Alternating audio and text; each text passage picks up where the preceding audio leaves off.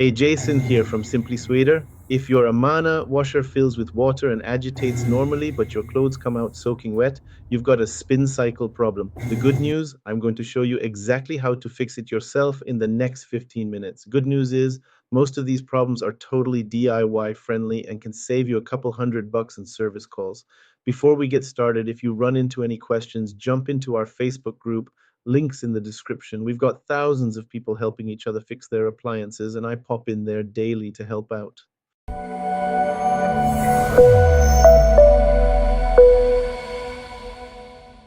All right, so when your Amana washer won't spin, we're dealing with about 8 different possibilities here.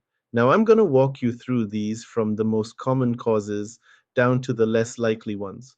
The good news is we can tackle most of these without calling a repair guy. And trust me, with service calls running over $100 minimum these days, it's worth checking these things yourself. So the drive belt is hands down the biggest culprit here.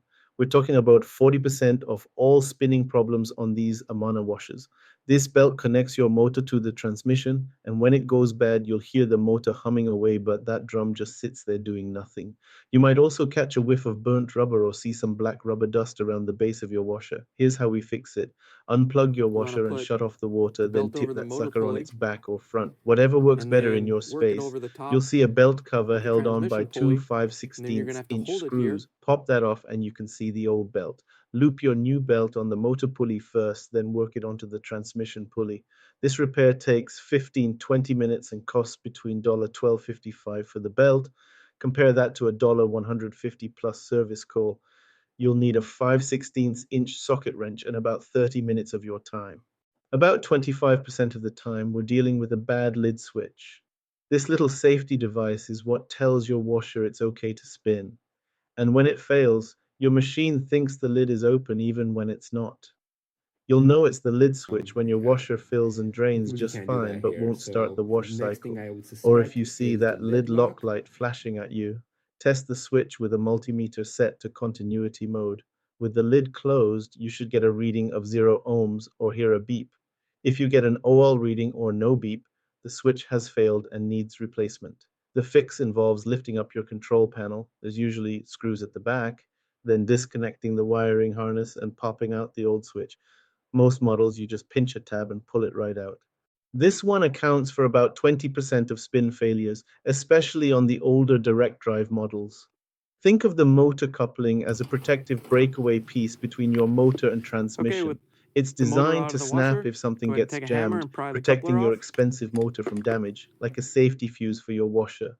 When it goes bad, your motor will hum, but won't agitate or spin at all.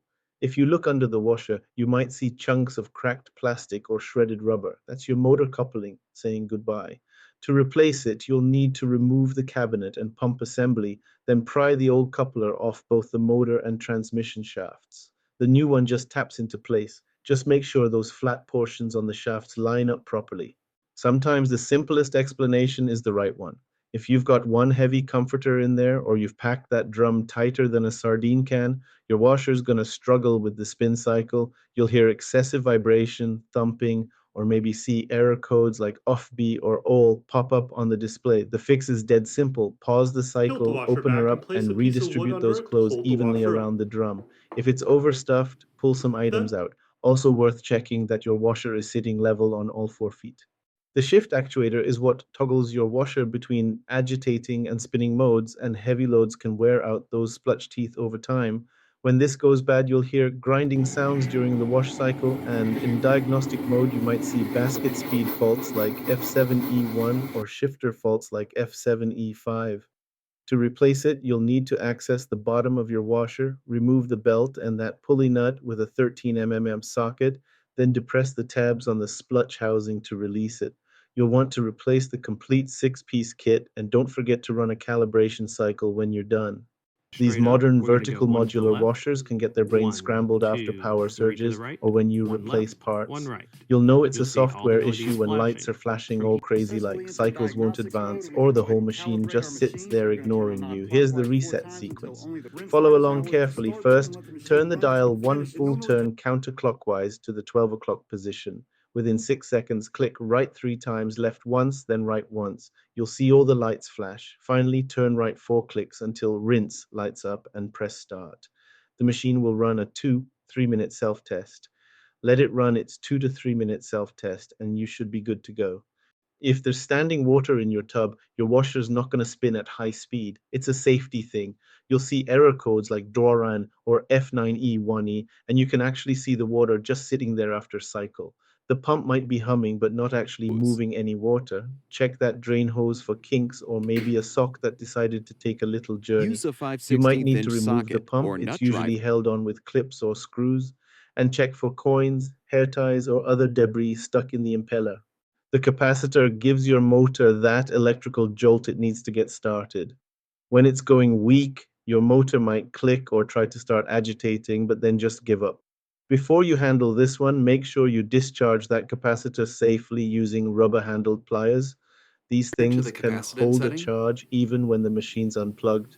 Test it with a then place capacitance the meter, probes on each of and the if you're getting terminals. a reading Here, below the microfarad 45 measurement should be microfarads with plus or minus 5%, it's time for a new one. The drive belt connects your motor to the transmission to get that drum spinning. When it fails, you'll smell burning rubber or see that motor running while the drum just sits there.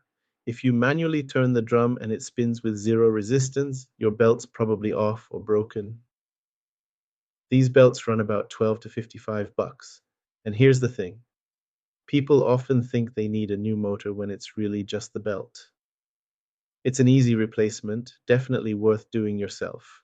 This safety sensor makes sure the lid is closed before allowing the spin cycle. When it fails, you'll see flashing lock lights or a machine that fills and drains but won't start washing or spinning. You can test this in diagnostic mode. It's test number 8.